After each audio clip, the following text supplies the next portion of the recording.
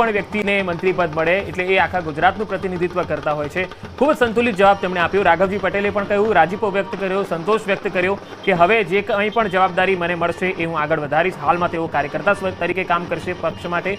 જે 10 નામો છે એમને પડતા મુકાયા છે, જેઓ વર્તમાન મંત્રી મંડળની અંદર હતા અને તેમને પડતા મુકાયા છે। એમાં જો બળવંતસિંહ રાજપૂત છે, રાઘવજી પટેલ છે, ભાનુબેન બાબરિયા છે, મુળુ બેરા છે, કુબેર ડિંડોર છે, જગદીશ વિશ્વકર્મા છે, મુકેશ પટેલ છે, ભીખુસિંહ પરમાર છે, બચુ ખાબડ છે અને કુંવરજી હળપતિ છે। આ 10 નામો એવા છે કે જે મંત્રીમંડળમાં હતા અને તેમને હવે રિપીટ નથી કરાયા, પડતા મુકાયા છે। હવે એમનું પરફોર્મન્સ ખરાબ હોય અથવા તો પછી વિવાદિત ચહેરો હોય અથવા તો પછી પાર્ટીને લાગ્યું હોય કે હવે કોઈ બીજાને ચાન્સ આપવામાં આવે, આ તમામ સમીકરણોને ધ્યાનમાં રાખીને આ 10 ચહેરાઓને પડતા મૂકવામાં આવ્યા છે। જ્યારે રિપીટ કરવામાં આવ્યા છે એમાં હર્ષ સંઘવી, કનુભાઈ દેસાઈ, ઋષિકેશ પટેલ, કુંવરજી બાવળિયા, પ્રફુલ્લ પાનસેરી અને પરસોત્તમ સોલંકી, આ જે 6 ચહેરાઓ છે એમને વર્તમાન મંત્રીમંડળમાં ફરી એક વખત ચાન્સ આપવામાં આવ્યો છે મંત્રી પદ તરીકે અને તેઓ પણ આજે શપથ લેવાના છે।